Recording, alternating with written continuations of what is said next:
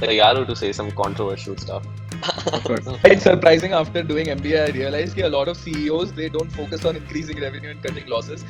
The entire situation. But जैसे college में तो यूजी में तो मैंने मतलब 10 लोग ऐसे बना लिए थे जो काफी अच्छे दोस्त बन गए थे और काफी इनोसेंट दोस्ती थी वर्क एक्सपीरियंस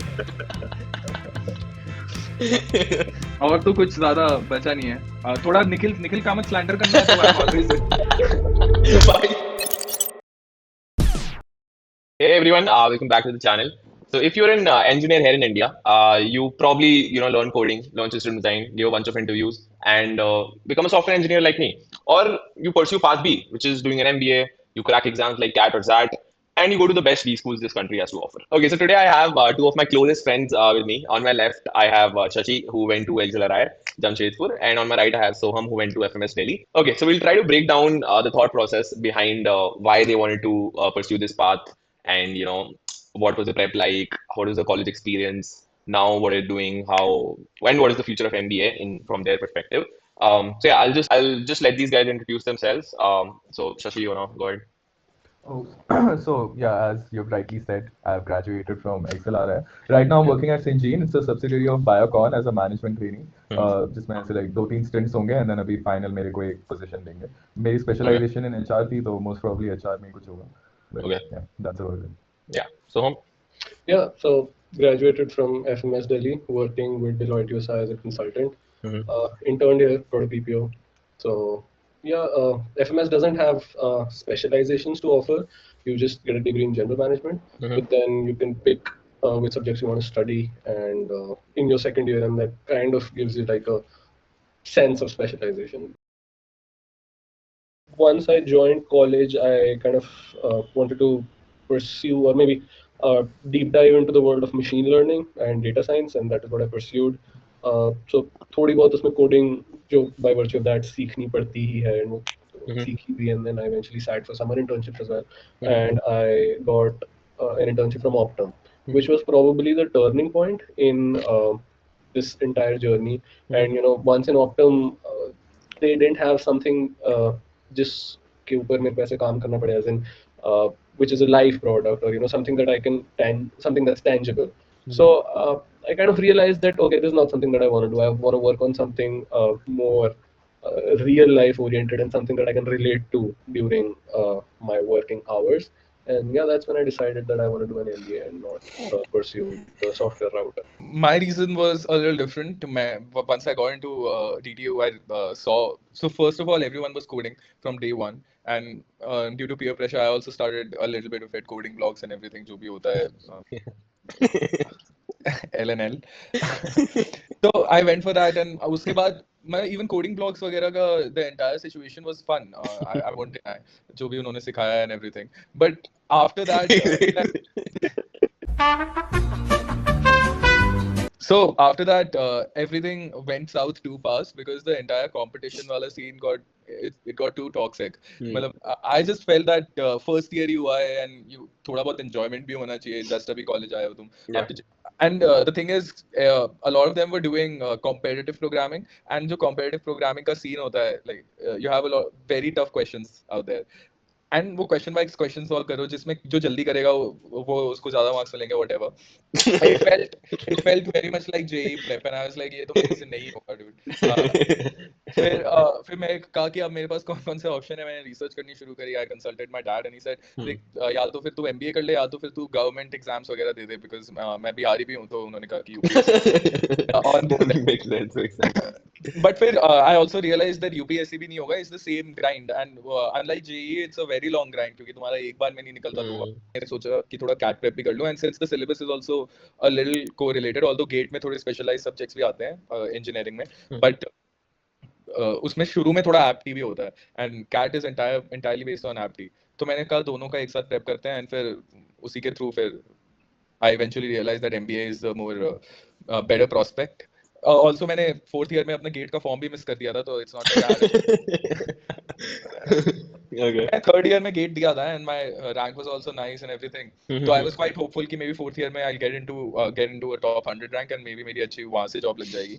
बट फिर कैट का पूरा साइकिल फोर्थ ईयर में पहले बेटर हो गया, तो I went through that. So let's talk about अब preparation कब से start करी, and I guess how related is it like to the engineers thing that we do in our day-to-day life, or what we were taught in college. And yeah, let's talk about that.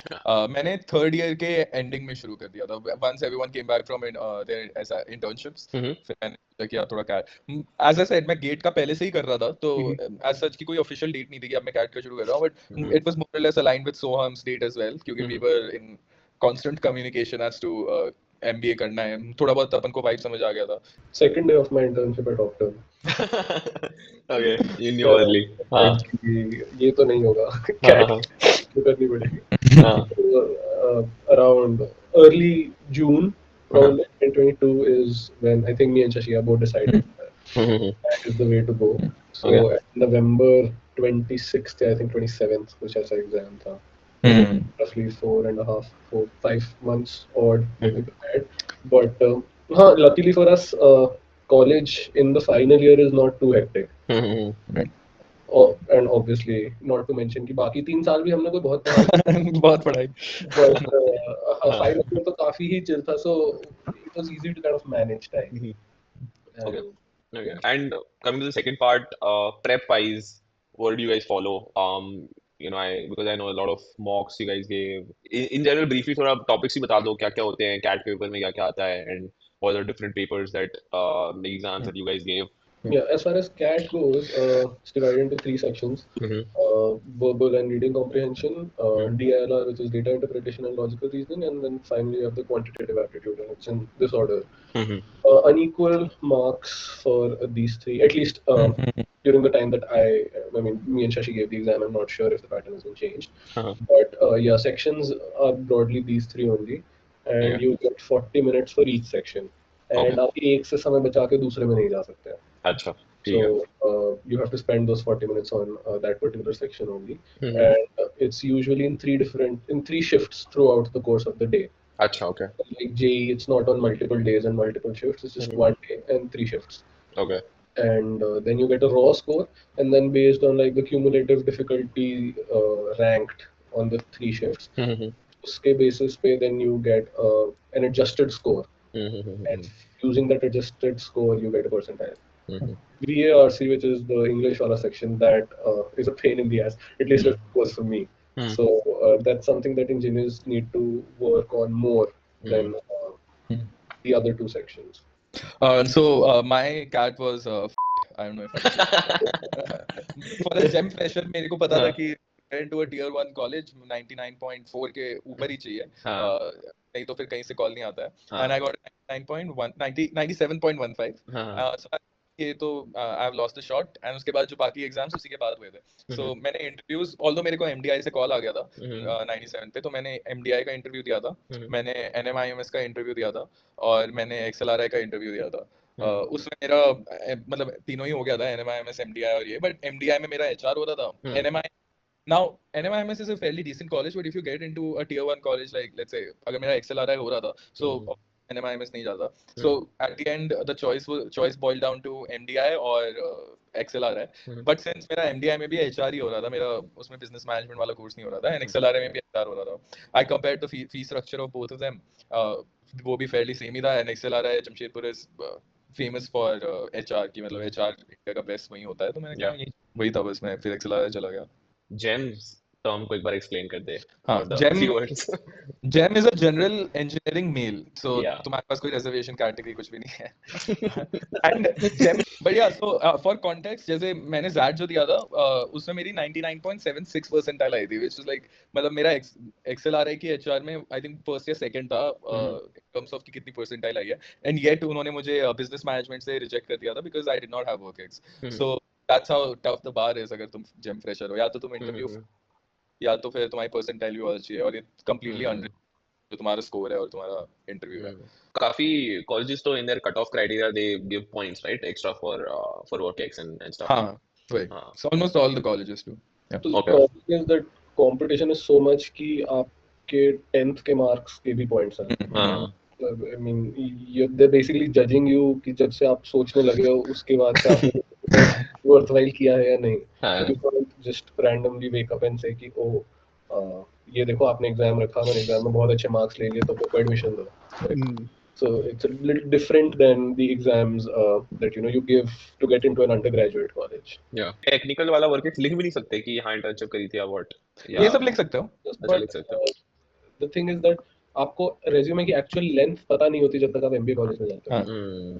और कितना एक page के ऊपर जगह है, वो एक page कितना लंबा होता है. MBA कॉलेज जाकर पता लगता है जब सही में. लगता है कि अच्छा 7th में आप सैक रेस में फर्स्ट आए थे. secured first place 1 out of 30 team. हाँ. And somehow it shows that you're a diverse person who Of has course. not been studying all his or her life. Then तुम दोनों को call आ गई थी देखो इस लड़ाई से एंड देखो एफएमएस से so what is the process look like इसके बाद भी कुछ ऑन साइट इंटरव्यूज होते हैं या how does it work So वही कॉल आई for NMIMS मेरा ऑन साइट था तो I had to go to Bombay उनके कैंपस में ही था एंड एक ही राउंड था. फॉर MDI एंड XLRI में मेरा ऑनलाइन ही हुआ था तो मैं घर वो पूरा सेटअप करके एंड देन उसके भी अलग अलग वो रूल्स एंड रेगुलेशंस होते हैं कि इफ ऑनलाइन दे रहे हो तो बैकग्राउंड में कुछ होना नहीं चाहिए जैसे ये अगर अभी दिख रहा है तो ये नहीं होना चाहिए. प्योर वाइट बैकग्राउंड होना चाहिए तुम्हारी आधी बॉडी दिखनी चाहिए एंड स्टफ. ये सब पहले से उन्होंने लिख दिया था एंड लॉबी में जाके बहुत देर तक वेट करना था 1 घंटा वेट करना था एंड देन फिर इंटरव्यू शुरू हुआ. आई कट टू इंटरव्यू तो उसके 2 इंटरव्यूज हुए थे on the basis of my score. मेरे को BM का अलग इंटरव्यू था और HR का अलग इंटरव्यू था और मैंने 1 महीने के इंटरवल में दिए थे. सो इन जनवरी मेरा ज़ैट हुआ and then in February 16th मैंने HR का इंटरव्यू दिया and on 14th of March मैंने BM का इंटरव्यू दिया. के बाद I got in HR. I think and फिर for prep वगैरह तो all I did was जो current affairs थी न्यूज़ वगैरह थी you have to be updated with that. जो भी तुम्हारा UG का कोर्स वर्क है so कंप्यूटर इंजीनियरिंग के जो भी बेसिक्स थे you have to be updated with that. and वो लोग भी कुछ रेज्यूमे मंगवाते हैं उससे पहले before the interview. so पूरा रेज्यूमे में जो भी तुमने लिखा है you have to be aware of that point क्योंकि अगर उनमें उसने targeted question पूछ लिया इंटरव्यू ने तो are not able to answer तो फिर वो पता चल जाता है you faked it. so either you are all truthful और अगर तुम जो भी झूठ लिख रहे हो तो उसके बारे में प्रॉपर कहानी होनी चाहिए which I don't recommend. झूठ मत लिखना अगर कोई तो बट बेसिकली बहुत ही ओपन एंडेड टाइप इंटरव्यू होता है like from anything from current affairs to तेरे रेज्यूमे की एक छोटी सी लाइन का पूरी कहानी पे बात करते हो ना type. It depends on how you guide the interviewer. So इसलिए you have to be very aware of the words you are saying. वो क्योंकि वो एक वर्ड पकड़ के घुमा सकता है कि तूने ये बोला था ना तो ये बोलते बोलते इस चीज को तूने रेफर किया ना कि कैसे तू सैक रेस में फर्स्ट आया था 7th में. अब तू मुझे सैक रेस के बारे में बता एंड अगर तू फर्स्ट नहीं आया तो तू नहीं बता पाएगा. तो वही सोच समझ के बोलना होता है. Yeah, I just had one call and FMS has an offline interview which FMS is famous that they don't have very long interviews. It's usually like a 10-15 minute conversation. They have an extempore which is basically just about any random word that comes to their mind. They have to speak a minute about it.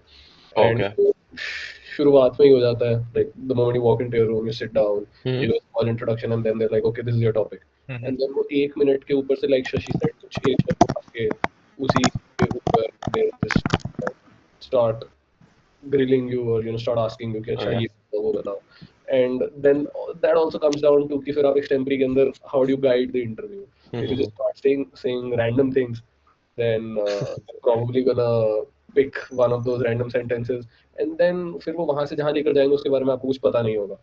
So you have to kind of stick to something that you know or something that you've done or something that you experienced so that even if they try to grill you have a first hand experience.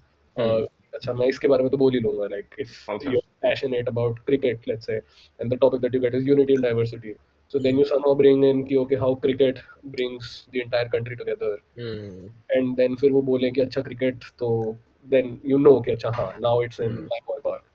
ये तो यार ये तो काफी crazy है well like because first of all you're getting a random thing to speak about and then on the spot you have to somehow make it about one of the things that you know about. And it can go south very fast. So for just taking the cricket example अगर तुमने बोला है that oh I'm very passionate about cricket तो हो सकता है कि कोई panelist is also passionate about cricket and for sure उसको तुमसे ज्यादा पता होगा. So if he wants to grill you वो random fact पूछ लेगा कि 1990s में किसने 100 मारे थे ऑस्ट्रेलिया के अगेंस्ट मुझे अभी भी पता and if अगर तुम्हें नहीं पता होगा फिर वो तुम्हें grill करने लग जाएगा कि it all depends on his mindset as well. He'll be like कि तेरे को क्या ही पता फिर cricket का. It's best to not pick something which is contextual. So you can stick to something that's very like timeline based कि अच्छा भाई मेरे को तो खाली क्विंटन टैरेंटिनो की ही मूवीज पसंद है कि अच्छा ये 10 ही हैं अब इनमें से तो फिर पूछ ही लो दूंगा I think in a nutshell all they're looking for is clarity of thought. Exactly. If you have that you can sail through. अगर आप खुद ही श्योर नहीं हो उस चीज के बारे में आप बोल रहे हो So how was it like engineering college में तो फर्स्ट 2 सेम चिल मार रहे होते हैं हम लोग कुछ भी पढ़ाई नहीं करते इनफैक्ट कॉलेज की पढ़ाई तो वैसे ही नहीं होती इंजीनियरिंग में तो मतलब how is it like here it's a very tight degree 2 साल की होती है I mean is there a learning curve और मतलब क्या how do you start how is day one how is the week the first week या orientation होता है फिर पेरेंट्स भगा देते हैं पेरेंट्स को भगा दिया जाता है कॉलेज के द्वारा एंड देन पेरेंट्स की रेस होती है कोई उसके बाद फिर ओरिएंटेशन मतलब पहली class starts the first day Okay. Starts classes हाँ. क्लासेस में एंड यू हाँ. कम बैक फ्रॉम क्लास मेरा तो I came back around 6:30 and फिर उधर ही सबको मेल आ जाता है from all the committees quote and quote committees and उनके हेड्स कि तुम्हारी सिलेक्शन शुरू होने वाली है हाँ. तो उसके लिए सब लोग सूट पहन कर आना एंड हम लोग बताएंगे तुम्हें टास्क देंगे और ग्रुप हाँ. बनाएंगे और उन टास्क को डिलीवर करना है एंड ठीक फिर है. ये जो काम है 9 बजे ये लोग शुरू करते हैं और पहले हमें पूरा रोस्ट वोस्ट करते हैं कि तुम्हें क्या लग रहा है तुम्हारा एक्सेल हो गया तो तुमने बहुत कुछ अचीव कर लिया है अपने आसपास देखो तुम्हारे सबके जितने भी लोग तुम्हारे आसपास हैं सबका एक्सेल हो रखा है यू आर नथिंग यू तुम बस एक नॉर्मल ड्यूड हो ठीक है और फिर they give you all of these assignments की ये रैंडम ग्रुप है तुम्हारा और इस रैंडम ग्रुप के साथ तुम्हें ये प्रोजेक्ट करना है और इसकी हाँ. डेडलाइन कल सुबह 8 बजे या कल 12 बजे दोपहर के तक है एंड देन फिर इसी में 2-3 बज गए दोपहर के ना अगले दिन सुबह फिर से 8 बजे क्लास है एंड देन उस क्लास के लिए भी 2-3 केस स्टडीज दे रखी थी जो तुम्हें पढ़ के जानी है एंड ये सब हाँ. काम तुम्हें अपने 5 घंटे के अंदर खत्म करके क्लास शुरू करनी है और 12 बजे जो भी तुमने असाइनमेंट बनाया था अपने ग्रुप के साथ वो भी डिलीवर करना है तो ऐसे करके 10-12 डिलीवरेबल्स हो गए थे एंड देन वही आई तो चूज कि मैं अगर 10 डिलीवरेबल्स हैं तो उनमें से मैं 3 ही करूंगा जो मेरी क्लास की है मैं पहले वो करूंगा एंड देन जो मेरे ग्रुप वाले हैं मैं उसके 1-2 कर लूंगा मेरे को ज्यादा नहीं करना but this is also important because ये सारे सीनियर्स ने बुलाया ना और तुम जैसे सीनियर्स के सामने काम करोगे तो उधर भी विजिबिलिटी बढ़ेगी and a lot of work happens through seniors in MBA college का एक करिकुलम होगा और एक एक्स्ट्रा करिकुलर जो होता है which is also very important MBA unlike after point time extra curriculars तुम क्या कर रहे थे नोबडी केयर दे जस्ट तुम कितनी अच्छी कोडिंग कर रहे हो वगैरह बट यहाँ पे तुम्हारा extra curricular plays a huge role especially if you are a fresher because तुम्हारी सीवी उतनी भरी नहीं होती है तो तुम इंटरव्यू कर सकते हो जिस कमेटी में तुम गए जिस कमेटी में तुमने पहले 3 महीने काम किया तो जब 3 महीने बाद इंटर्नशिप होगी उसमें सबकी सीवी जाएगी nobody wants their CV to be half-assed तो also important but it's also it's a very difficult or turbulent period especially the first week I mean, yeah, mostly the same. एक हफ्ता होता है पूरे इंडक्शन वीक का सारा दिन तो आप कॉलेज में हो ही FMS has this reputation of being student run which I think portrays a very incorrect image it goes hand in hand with both the students and the faculties but anyway that not being the point 8 बजे सुबह बुलाया जाएगा पढ़ाया जाएगा गालियां दी जाएंगी 100 काम दिए जाएंगे रात 9 सवा 9 आप घर के लिए वापस निकलोगे और 9:30 बजे घर पहुंचते ही मेल आ जाएगी कि अच्छा ये 6 चीजें हैं कल तक सुबह कर लानी है एंड 12 बजे की डेडलाइन होगी जो 11:55 पे एक्सटेंड होगी 3 बजे की हो जाएगी और 12 बजे की dead and that's also not something that will happen every day कुछ दिन होगी कुछ दिन एक्सटेंड नहीं होगी तो आप एक्सटेंशन का वेट करोगे और फिर नहीं करोगे कुछ दिन एक्सटेंड नहीं होगी और फिर अगले दिन जाके फिर गालियां पड़ेंगी तो फिर you have to make some sort of like a prioritisation matrix अच्छा ये लोग ज्यादा गाली देते हैं तो इनका काम करना है इधर थोड़ा चलो प्यार मोहब्बत है तो इनका हाफ एस करके भी कर सकते हैं बट बहुत काम होता है उस एक हफ्ते में बहुत ज्यादा ऐसे सर भारी रहता है but I feel longer run it does to grow so much and your growth curve of course if you take part in it like you're supposed to अब अगर आप rebellious निकल के कि नहीं मैं तो नहीं करता और देखता हूँ क्या कर लेंगे टाइप्स कर रहे हो तो कुछ नहीं होगा but if you just kind of go with the flow with the flow then I think you come out of it much experienced and much learned person than probably you were and you see that growth and it kind of gives you confidence also कि अच्छा ये कर लिया अब आगे वाला भी देख ही लेंगे हो ही जाएगा adding to your point of वो वाला कि maybe scoring in exam in these exams probably क्या है, it is easier for engineers but I feel like आज की डेट में भी यार even in my day-to-day work people I work with a bunch of engineers that are सिर्फ and I don't think anybody has any masters or anything no all of them are just BTech graduates and I think like 60% people don't know how to talk right and मतलब मतलब effective communication तो ये तो मतलब I think MBA में day one से ही है कि भाई अगर हम्म तुम्हें कुछ आता भी है तुम्हारे दिमाग में, अगर तुम ढंग से नहीं बोल पा रहे हो तो then it's not worth anything. And I think जो तू कह रहा है ना वो एमबीए में बहुत ही ज्यादा प्यूनिटिव भी है, तो अगर तुम्हें बोलना नहीं आता है तो पहली बात तो इंटर्नशिप और ये सब में भी दिक्कत होगी, एंड सेकंड ऑफ ऑल तुम्हारा कोई दोस्त नहीं बनेगा, फिर तुमसे कोई बात नहीं करेगा 2 साल, तो तुम यार वैलिड है, आइसोलेटेड वैलिड है। सोशली। कई या बार होता है कि लोग काम नहीं कर रहे, पढ़ाई नहीं कर रहे, तो तुम्हारा उनकी हाँ सोशल लाइफ इतनी सॉर्टेड है दैट दे डोंट केयर कि चलो ठीक है पढ़ या लेते हैं, बट इधर या इट्स वेरी वेरी मच को रिलेटेड। तुम्हारा अगर कोई है तो तुम्हारे मार्क्स भी नहीं आएंगे, एंड देन वो विशियस साइकिल बन जाएगा, एंड फिर यू या won't even get a chance to sit in a group and learn these communication skills. तो फर्स्ट वीक उस हिसाब से भी इंपॉर्टेंट हो जाता है।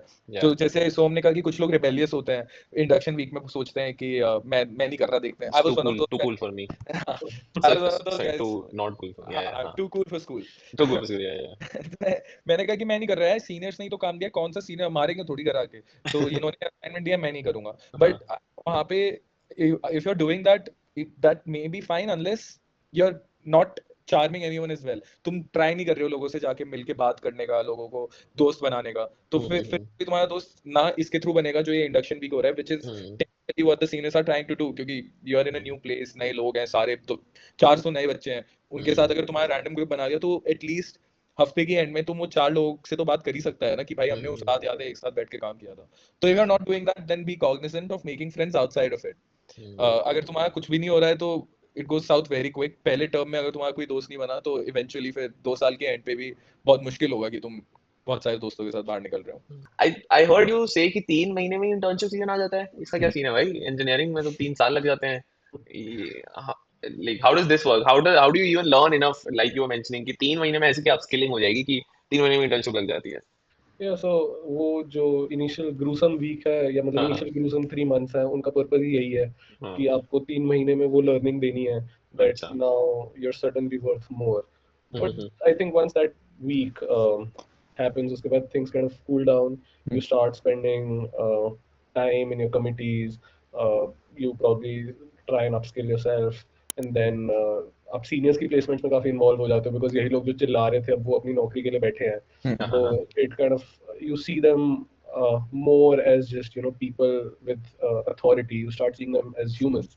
So then it's kind of a very emotional year throughout the first year, and by the time फिर जब उनकी placements खत्म होती है, so then you're just reminiscent of the year, वो pass out हो रहे हैं and आपकी फटी हुई है कि अच्छा अब एक intern के अंदर जाकर काम करना है, and yeah, फिर उसके बाद your internship, which usually lasts anywhere between 8 to 12 weeks, that is a roller coaster ride in itself.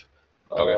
Because and again मैं अपनी बीटेक की मार्केट के बेसिस पे बोल रहा हूँ, बट पीपीओ मिलना बहुत आसान था बीटेक के अंदर। हाँ एमबीए के अंदर सडनली यू रियलाइज कि ओ सो पीपीओ मिलना is like a very, it depends very little on your performance, हाँ no doubt, on every other shit in the world except the performance. सही है। performance। कि अच्छा. Review ले रहा है उसका मूड कैसा है, अच्छा तुमने रिव्यू वाले दिन शर्ट कौन सी पहनी है, या फिर कि अच्छा बारिश हो रही थी उस दिन या नहीं, कैसी है, आपने अच्छा टीम डिनर के ऊपर अपने बॉस को कॉम्प्लीमेंट किया उसकी नई घड़ी पे या नहीं। Of course, I'm exaggerating it a little bit, but then it depends more on just your performance. And then once you join back, then you have to do the same routine that your seniors did for now your juniors, and yeah, then by the time you know it, आपकी MBA खत्म हो जाती है। It's very तो quick। internships, like where did you guys intern? कैसा experience था फिर? Like जब करी तो कैसा रहा? शशि तू स्टार्ट कर ले। सो मैंने इंटर्न करी थी एयरटेल में। तो वही होता है कि इंडक्शन खत्म होती है, देन प्रॉपर कमिटी सिलेक्शन होता है, देन तुम्हारी इंटर्नशिप प्लेसमेंट हो जाती है। एंड वो एक्सएलआर है, जब मैं घुसा था वाज फेमस कि एक हफ्ते में, मतलब सॉरी एक दिन में एचआर तो प्लेस हो जाएगा, कि सुबह को प्लेसमेंट शुरू होगी, शाम तक पूरा बैच प्लेस हो जाएगा। एंड वही हुआ था, मैं सो रहा था, मेरी शॉर्टलिस्ट आई एयरटेल की सुबह 4 साढ़े 4 बजे, और मेरे घर पे मेरे रूम पे धड़ मेरा जो पड़ोसी था मेरे को उठाया उसने। ये भी होता है, वो पूरे 3 महीने में जो हॉस्टल मेट्स होते हैं वो इतने अच्छे दोस्त बन जाते हैं, वही तुम्हारे करना पड़ता है। उसने उठाया, sorry to cut you off, but हाँ this was also new concept कि सुबह 4 बजे कोई फीकी लेवल का आदमी आपका इंटरव्यू दे रहा है। सही है, सुबह 4 बजे सुबह 4 बजे and proper like dressed shaved, and वो भी उसी सूट में बैठा है जिसमें आप बैठे हो। मतलब वो ऑन कैंपस सुबह 4 बजे आके, अच्छा ऑन कैंपस सुबह 4 बजे, गर्मी हो रही है तभी मतलब ये जरूरी नहीं है, गर्मी में तुम सूट पहन के बैठे हो। और वो सुबह and just imagine you like slept at 1 o'clock the night before, 2 बजे Exactly. उठे हो और फिर मतलब तैयार तुर होके आप पढ़ रहे हो, 4 बजे आपका इंटरव्यू एंड 4:30 बजे you're like yeah placed. You're done for the day. So this was Nice. a concept that was beyond my imagination कि सही में। अच्छा मैं तो इंटरव्यू दे ही रहा हूँ, कोई बेवकूफ ले भी रहा है 4 बजे.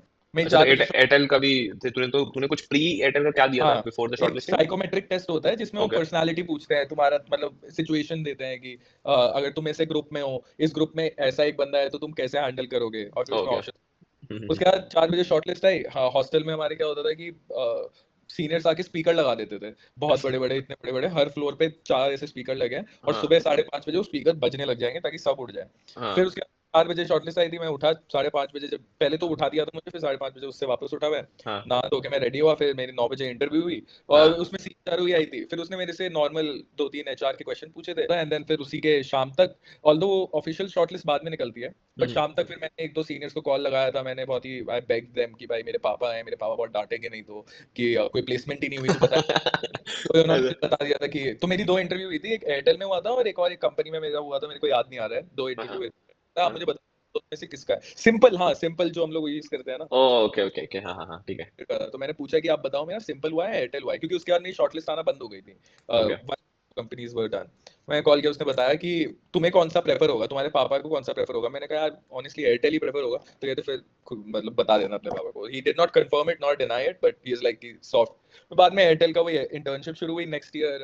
हाँ ये हाँ सब सितंबर अक्टूबर में, है राइट, है ना। सो Yeah. फिर उसके हाँ बाद अगले अगले साल फिर अप्रैल में, अप्रैल और मई में जो ब्रेक होता है, एक ईयरली ब्रेक, उसमें तुम्हारी इंटर्नशिप होती है। उसके लिए I came to Gurgaon, and internship fairly corporate, वही तुम्हें रोज ऑफिस आना है, इतना कोई बहुत बढ़िया प्रोजेक्ट नहीं मिलता है that you are engage 9 hours a day में। पर्सनली मेरे साथ तो ऐसा नहीं था, but you have to show your face कि मैं बैठा हूँ गाइस 7 घंटे, I am busy, you are interacting with leaders, you are asking questions, that's more important. और जो कि मैंने नहीं किया था, इसलिए मेरा पीपीओ नहीं आया। जिस बच्चे ने किया था उसका आ गया था पीपीओ। तो that's how I, it's not about performance, तुम प्रोजेक्ट कितना भी बढ़िया बना दो, क्योंकि देखो about the project, they care about कि ये मेरी कंपनी में आएगा तो would I like to work with him, and यही हमारी कमिटी में भी होता है। कमिटी में भी ऐसी सिलेक्शन होता है, और इंटर्नशिप प्लेसमेंट्स हर जगह वहाँ पे ऐसी सिलेक्शन होता है कि if they would like to work with you. Internship was very hectic for me. हाँ।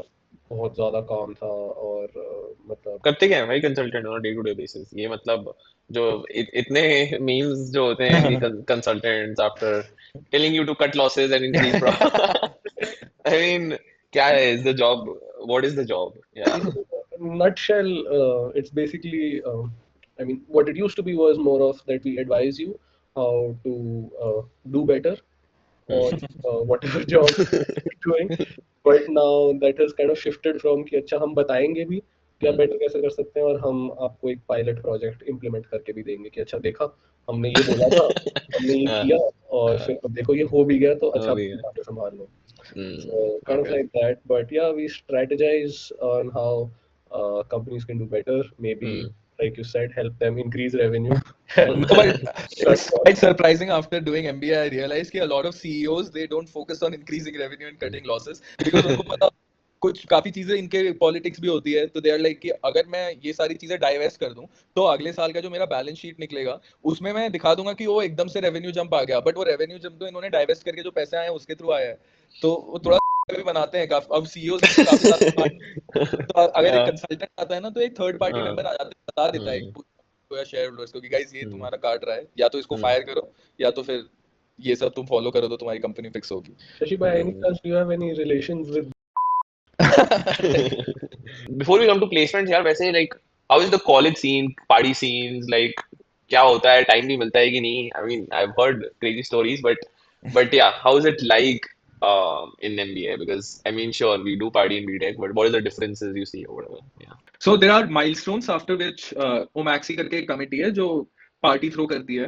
अब पार्टी थ्रो करने का मतलब समझ जाओ कि वो क्या होता है। तो सबसे पहला माइलस्टोन है जैसे तुम्हारी इंटर्नशिप लगी उसके बाद ये लोग बुलाते हैं, जैसे पूरा बैच प्लेस हो जाता है ऑडिटोरियम में, और फिर से तुम्हें सूट पहन के जाना है, सीनियर से बुलाया, सारे सूट पहन के, एंड देन ऑडिटोरियम से फील्ड तक वॉक होती है, एंड उस बीच वॉक पे वो लोग पाइप लेके सबको नहला देते हैं, पानी से गीला कर देते हैं। सो उसके बाद से उसका नाम वेट नाइट हो गया है। तो after the junior batch gets placed, after the senior batch gets placed, and I think after एनजी एक हमारा फेस्ट होता है, एनजी फेस्ट के कंपैरिजन में उसको हाँ। ईवी बोलते हैं, हाँ। तो उसके बीच में भी एक वेट नाइट होती है, तो पूरी फिर वहाँ पे अल्कोहल वगैरह is supplied by the college and everything, तो पूरा हाँ। कॉलेज उसमें पार्टी वार्टी करने आया है। हाँ। बीच में भी ऑब्वियसली जब कमिटी सिलेक्शन होता है या फिर जब भी कोई एक टर्म खत्म होता है उसके एंड पे, अगर न्यू ईयर्स तुम उस पे सेलिब्रेट कर रहे हो तो होली के टाइम, दिवाली के टाइम यूजुअली एक एक पार्टी हो जाती है।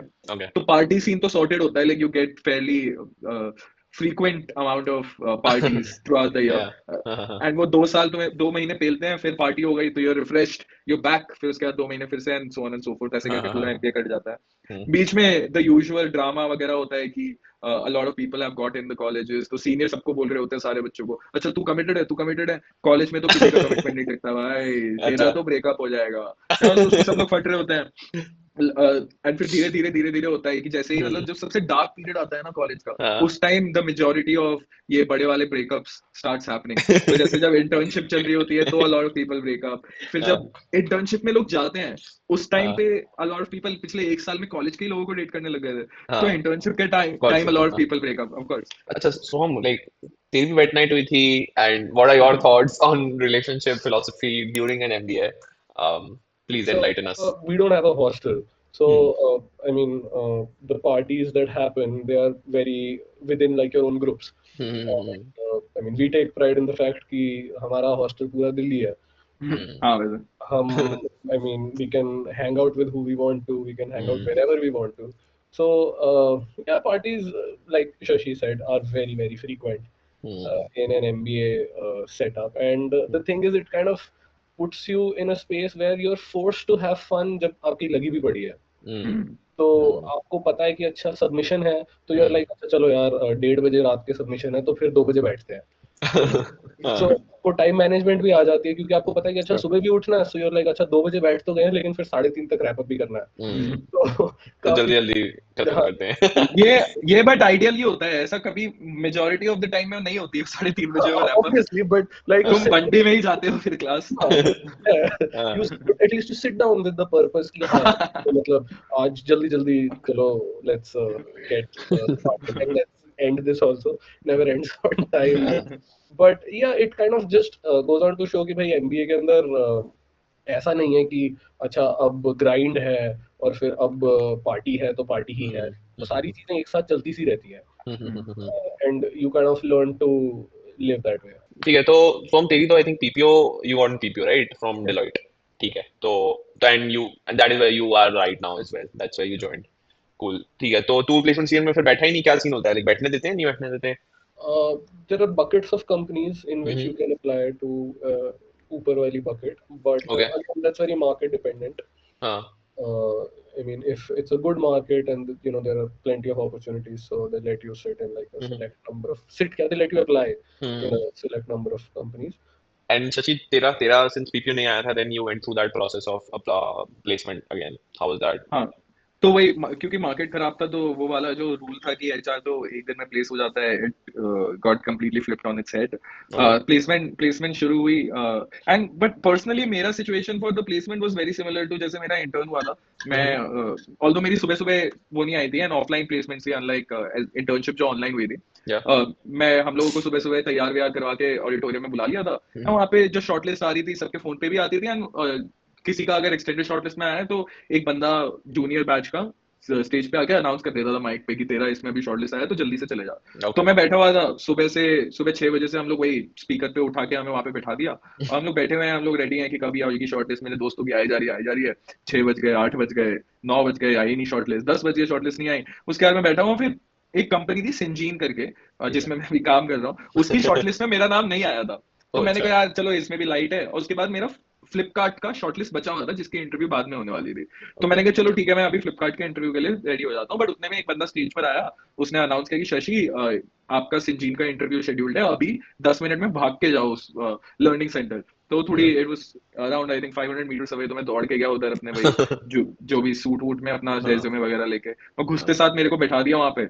हाँ फिर मेरा इंटरव्यू लिया वही, विच वाज फेयरली, ऐसा कुछ टेक्निकल नहीं पूछा, मैं मतलब फॉर इंस्टेंस मेरे से पूछा था कि भाई तुमने ये, मैं कॉन्वर्स पहन के गया था फटे हुए जो ब्लैक कलर के होते हैं, मैंने नीचे फॉर्मल शूज नहीं पहने थे। हाँ तो उसने वो देखा, कहता कि वाई दी शूज शशि, फिर मैंने ऑन द स्पॉट बहाना सोचा था कि सर वो मेरा इनग्रोन नेल है, मेरे को बहुत दर्द होता है वो फॉर्मल शूज में, इसलिए मैंने ये हाँ पहना है। कहता अच्छा देन व्हाई नो सॉक्स, मैं कहा no sir I am wearing socks, फिर एंकल लेंथ वो तो जूते ही थे, तो मैंने नीचे से सॉक्स निकाल के दिखाया उसे कि सर तो। कहता ऐसे मेरे को देखा, उठा बाहर गया रूम के, एंड फिर कहता go to the next room. फिर नेक्स्ट रूम में मैं गया, नेक्स्ट रूम में अगला इंटरव्यू दिया मैंने। अच्छा बाहर निकला और फिर मेरे को वहां पे एक जूनियर खड़ा था जो ये सब में एडमिनिस्ट्रेटिव टाइप का काम करता है। हाँ कहता नहीं wait wait, they want you to wait. अभी थोड़ी देर बाद मेरे कान में आता है, कहता I think you been selected. तो ये मेरा पहला इंटरव्यू था, उसी में फिर मैं सेलेक्ट भी हो गया। एंड हाँ नीतीश करके मेरा एक दोस्त है जो ना हाँ फर्स्ट डे से दोस्त है, हाँ मेरा अभी फ्लैटमेट भी है। तो हाँ वो भी सेलेक्ट हो गया था। फिर वो आता है, चल रहा है, दिखता है तेरा भी मेरा भी हो, तो हाथ वाथ मिलाते हैं। हाँ फिर मेरा 10 साढ़े 10 बजे तक फिर मेरा इस कंपनी में सॉर्ट हो गया था। ऑल्दो काफी हम्म बच्चों को काफी बुरा भी प्लेसमेंट एक्सपीरियंस रहा था, जो हम्म 1 2 हफ्ते 1 महीने की एंड में कुछ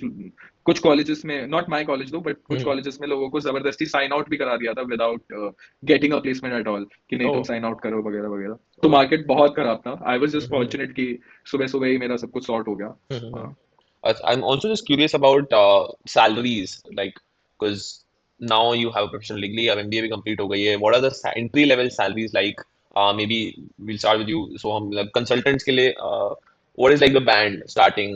I'm looking for that annual number. You can probably average out and Between 18 to 40 is हाँ probably what you can expect okay. is take home salary for a consultant when you join. And HR का क्या range रहता है जी?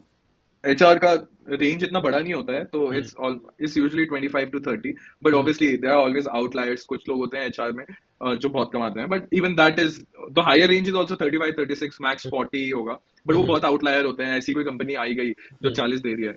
But you Fairlie modest होता है कि 25 to 30 में almost इस रेंज में सब प्लेस हो जाएंगे। तो the competition is not about the salary, it's usually about कौन सी कंपनी में तुम्हें जाना है। हम्म काफी मेजोरिटी ऑफ द लोगों को एफएमसीजी सेक्टर में जाना होता है, फास्ट मूविंग कंज्यूमर गुड्स वाली कंपनी जैसे हम्म बीएमसी, एचयूएल, बिकॉज उसमें एचआर की वैल्यू होती है, वो थोड़ी स्ट्रेटेजिक काम करते हैं। हम्म नोबडी वांट्स टू, मतलब not nobody but a lot of people don't want to work in tech, because tech में एचआर की इज्जत करते नहीं है। इंजीनियर्स तू रंगोली बना, ये सब करते हैं, तो यू डोंट वांट दैट। इसलिए पीपल प्रेफर कि मेरा थोड़ा इधर हो जाए। बट एक्सेल आर आई में जो टॉप के बच्चे होते हैं, दे यूजुअली हाँ aim for consulting companies only. MBB में या हो जाए या फिर कार्नी है एक, एमबीबी के यूजुअली होता है कि हम्म एक दो वेक्टर कंसल्टिंग भी है, वो भी बढ़िया पैसा देती है। तो अगर तुम you are preferring more money, then hmm क्या होती है, 2 3 साल में बढ़िया कंपनी आ जाती है। अच्छा क्या ओके हाँ एंड ऑल्सो ये आईटी फर्म्स में जो वो होते हैं यार रिक्रूटर्स व्हाट आर ये एचआर बैकग्राउंड के होते हैं लाइक व्हाट सो गूगल तो वैसे रिक्रूटर्स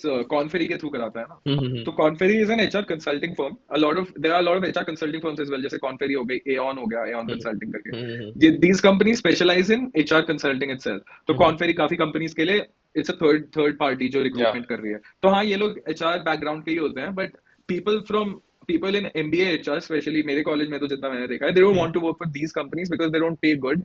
और ओके फिर उसके बाद काम भी बहुत कराते हैं। ऑल्दो लर्निंग होती है काफी, कंसल्टिंग में मार्केट के बारे में तुम बहुत ज्यादा लर्न कर लेते हो, एग्जिट अपॉर्चुनिटी बहुत बढ़िया हो जाती है। बट स्टिल मतलब काफी लोगों को ये प्रेफरेबल नहीं होता है कि मैं एचआर करके फिर एचआर कंसल्टिंग में जाऊं। कंसल्टिंग करनी है तो फिर नॉर्मल बिजनेस कंसल्टिंग करूंगा ना मैं, जब अगर मैं अपनी मरवा ही रहा हूँ तो सिर्फ एक फील्ड में क्यों सीखूं। That's what people think. what are you guys doing on a day-to-day basis Day-to-day life is mostly work and probably some time for self-care, gym, reading, हाँ etc. हाँ But then again, work in consulting is very project dependent. On हाँ some days I work 14, 15 hours a day. On some days I work anywhere between 6 to 8 hours as well. So, but yeah, it's fun. You get to learn something hmm new. I mean, you try to learn something new every day. Some हाँ days it's just grunt work and hmm as advertised आप PPT ठीक करते हो कुछ दिन हाँ अपने Excel formula ठीक करते हो. हाँ All in all, I feel it's fairly rewarding. Hmm At the early stage, not so much so in money, हाँ but more so in the learning. But yeah, as you grow, I feel, especially in consulting, I mean, the upper potential is something that you get to decide. yeah coming to the day-to-day especially HR में what are you all doing सो अभी तो खैर मैं HR में specifically काम नहीं कर रहा हूँ, I am a management trainee. तो मेरे को 2 प्रोजेक्ट तो बिजनेस यूनिट के ही मिले हैं, बट एचआर में it depends on a lot on your department, what department you are working in, कि तुम्हारा काम कैसा होगा, that depends on your department. But तुम्हारा काम कितना होगा, इट्स फेयरली नॉर्मल, मतलब मैक्सिमम 8-9 घंटे होगा काम तुम्हारा ऑन द वर्स्ट डेज। ऐसा नहीं होगा कि तुम्हारा पूरा दिन तुम्हारी कंपनी के लिए ही जा रहा है। And since you are HR, तुम कल्चर सेट करते हो, तुम्हें डिसाइड करना है कि कितना वर्क लाइफ बैलेंस तुम्हें पोर्ट्रे करना है अपने एम्प्लॉइज के लिए। तो ऑल्सो इट डिपेंड्स कि तुम्हारी कंपनी क्या चाहती है अपने एम्प्लॉइज को दिखाना, क्योंकि कंपनीज इतनी ज्यादा है इस देश में, और काफी बड़ी बड़ी कंपनीज भी हैं, ऑल्दो लगता नहीं है कि इंडिया उतना बड़ा है, बट काफी अच्छी कंपनीज है यहाँ पे। तो यू कैन एम की, मतलब मैं अगर ढंग से काम करूंगा प्रॉपरली, तो किसी ना किसी कंपनी का एटलीस्ट सीएचआर हो, if not CHR then VP HR, कुछ तो मैं बन ही जाऊंगा बाय द टाइम मेरे 5 साल बचे हैं रिटायरमेंट के, 6 साल बचे हैं रिटायरमेंट के। काफी लोग एम करते हैं कि मैं जल्दी इन माई 40s, इन माई 30s, कोई टैक्स में चला गया तो वो अराउंड 15 साल में ही एक सीएक्सओ पोजीशन अचीव कर लेता है एक टाटा ग्रुप की किसी कंपनी का। CXO is basically chief x officer, x में कुछ भी डाल दो। ऑनेस्टली मेरे को in terms of the potential दिखता है, उतना प्रेशर नहीं है कि मैं काम नहीं करूंगा। मतलब ऑब्वियसली ऐसे काम नहीं करूंगा तो कोई भी कंपनी फायर कर देगी, बट वैसा नहीं है कि काम करना है, काम करना है, तो मेरा करियर ग्रो नहीं करेगा। तुम एक पेस पे, एक डिसेंट पेस पे रेगुलरली काम कर रहे हो, तो ग्रोथ भी बढ़िया रेगुलरली होती रहेगी, and you'll be happy meeting new people, deciding where the company goes. तो काफी ओनरशिप है। I like Yeah. it, man. After LLMs and AIs, like तुम्हारे job market में भी has that affected? I mean, I'm sure मतलब basic analysis, PPT ये सब तो obviously automate हो ही गया है ना, but obviously that's just one small part of the job. But has that affected in general hiring? And like you guys mentioned, तुम्हारे साल भी बहुत गंदा market था, तो was that part of the reason?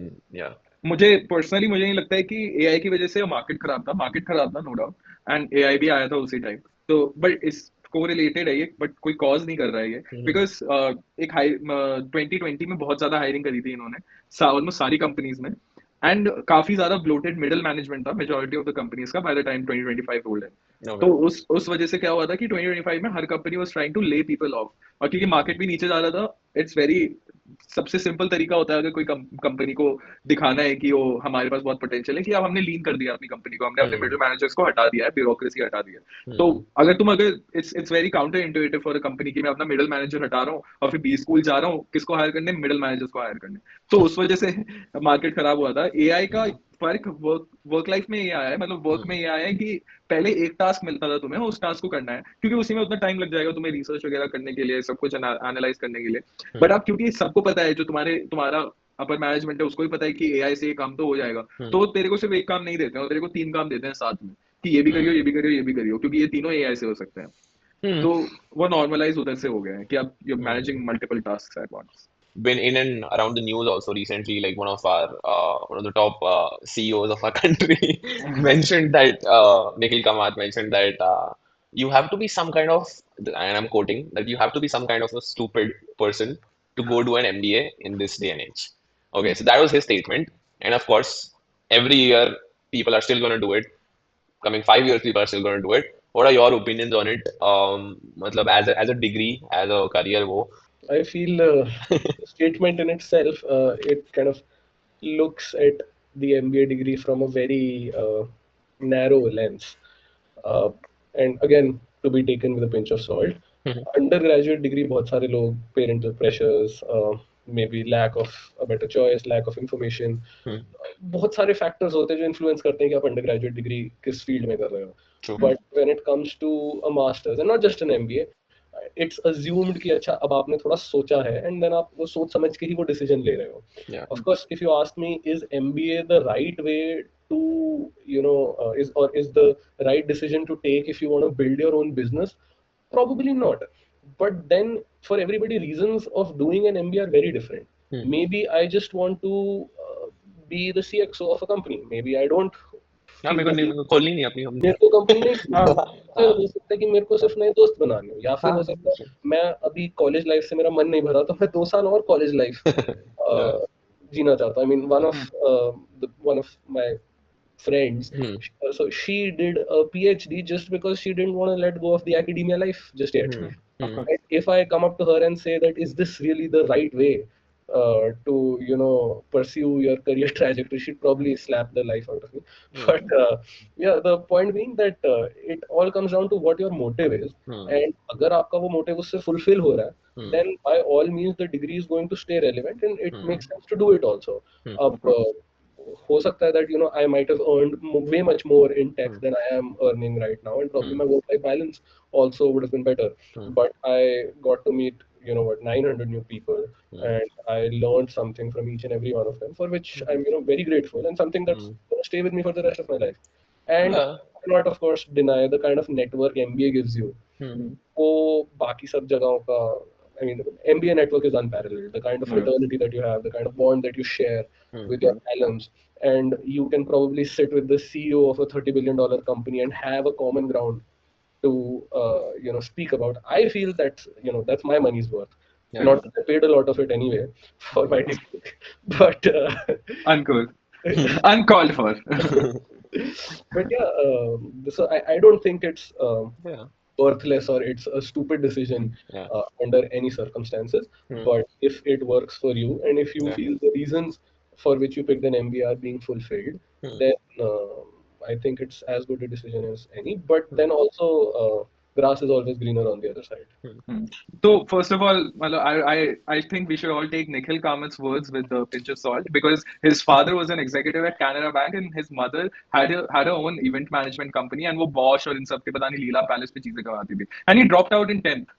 उसने 10th भी नहीं पास करी है, तो एक 10th फेल की बात तो मैं इतनी ज्यादा उसके साथ नहीं लूंगा. वो तो बोलेगा ही ना कि भाई डिग्री मत करो. He would like कि everyone is like him, कि वो सब कंपनी नहीं खोल सकते है ना. मेरी माँ के पास नहीं है अपना खुद का बिजनेस, या मेरे पापा कोई बहुत बड़े बैंक में कोई टॉप पोजीशन पे नहीं है that I can afford to take that risk, और फिर मैं 10th के बाद या फिर 11th में 12th में ही कोई बिजनेस शुरू कर दूं. तो कुछ लोगों को अगर बिजनेस शुरू भी करना है, लेट्स से अगर मैं कोई कंसल्टिंग फर्म शुरू करनी है, which is a very stable and a good business idea, अगर तुम्हारे पास 10 साल का एक्सपीरियंस है और तुमने एक कंसल्टिंग फर्म शुरू कर दिया है, मिड साइज कंसल्टिंग फर्म भी तुम्हें बढ़िया अपना एक मतलब वो रेवेन्यू स्ट्रीम आता रहेगा, तुम्हारी लाइफ सॉर्टेड रहेगी उसमें भी, and you have your own business. तो वो तुम एमबीए के बाद ही कर सकते हो, but these are specific things. उसके बाद भी काफी चीजें होती हैं जिसमें एक एमबीए का यूज होता है कॉर्पोरेट में.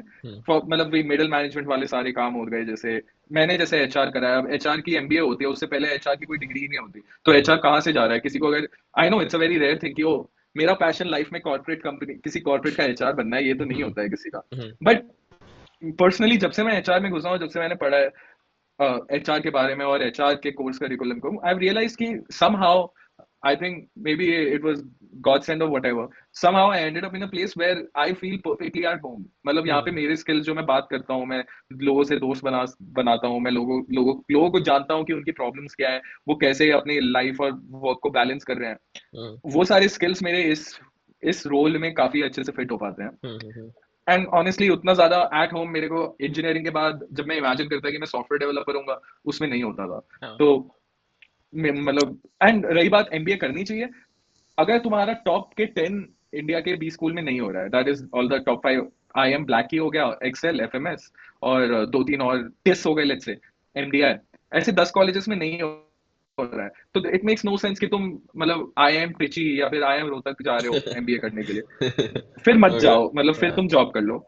इतने सारे 20 स्कूल्स की जरूरत नहीं है, थोड़े कम होंगे भी तो चलेगा. तो that's what my view point is, कि कुछ लोगों के लिए नहीं है, बट जो टॉप के टॉप है, जो all the time they have been high achievers and उनको पता है कि अब मैं बिजनेस में भी जाके मचा सकता हूँ, मेरे को 2-3 प्रमोशन साइकिल स्किप करने हैं, उनके लिए MBA is the perfect opportunity to be had. और तो कुछ ज्यादा बचा नहीं है. थोड़ा निखिल कामत स्लैंडर करना है तो आई एम ऑलवेज भाई तूने कर दिया है.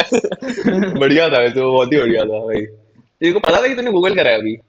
अरे तूने बहुत पहले मेरे को बताया था ना, मैंने तभी सर्च हाँ. करा था उसके बारे में, और मेरे को ये मैं तो तब से पहले रेडी पता था हूँ कि बट अगली मैंने बारी उसके मुझे कोई 2-3 बोल दे.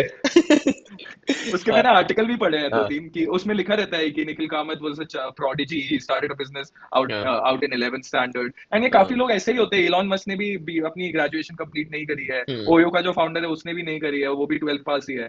तो ये लोग 1 in a billion है, obviously that's why they are billionaires. एक अच्छा बच्चा जो सारी उम्र पढ़ा लिखा है 6th स्टैंडर्ड से लेकर 12th तक, यूजी में भी अच्छे से पढ़ लिया है, और उसको मान ले नौकरी नहीं मिल रही है, जो डीटीयू में अपॉर्चुनिटीज थी, but they are hell lot of a college जहाँ पे नहीं होता है ऐसा. तुम लेट्स से भाई तेरा क्या पता तू आईएसएम धनबाद में मैकेनिकल कर रहा है, तूने जेई एडवांस भी फोड़ दिया, तू बहुत स्मार्ट बच्चा है, बट वहां पे नहीं आ रही है ना, वहां पे थोड़ी आ रही है गूगल। उसके Yeah. पास तो 50,000 60,000 की कोई ट्रेनिंग, ग्रेजुएट ट्रेनिंग नौकरी लगेगी, उसके लिए MBA is the right opportunity. और वो जा भी सकता है आईआईएम एबीसी वगैरह, वो एम कर सकता है बढ़िया से। अगेन हाँ हाँ if जरूर। अगर आपका acumen है, अगर आपका मतलब अंदर वो फायर है, then it will eventually lead you to the right places. No one's stopping you कि अच्छा MBA कर ली, ओ अब तो नौकरी ही करनी पड़ेगी. Lot of successful founders, they've done it after an MBA. Lot of successful founders have done it just after a BTech. Yeah. So I don't think it's really relevant. Yeah. What works for you might not work for someone else, but your reasons of doing it should be very clear in your head. You don't hear Dipinder Goyal saying कि अरे IIT क्यों जा रहे हो? Yeah. Open से वही, कर. सही में। All right. That was it. That was there. That was Shashi and Soham side of their side of story. Their journey is basically from how when we were in college they decided to do this. They decided to go into to try and do an MBA, and how their college experience was, how their prep was, their internships, placements, and what their opinions are on the future of MBA, MBA as a degree, and the kind of factors and why it could be useful for you. And yeah, that was it. Thank you all for watching. And yeah, do comment any questions for Shashi and Soham on the comment section. I'll link their LinkedIn bios in the description as well, so feel free to reach out to them. And yeah, that was it for this time. Like the video as well. And yeah, thank you. Bye bye.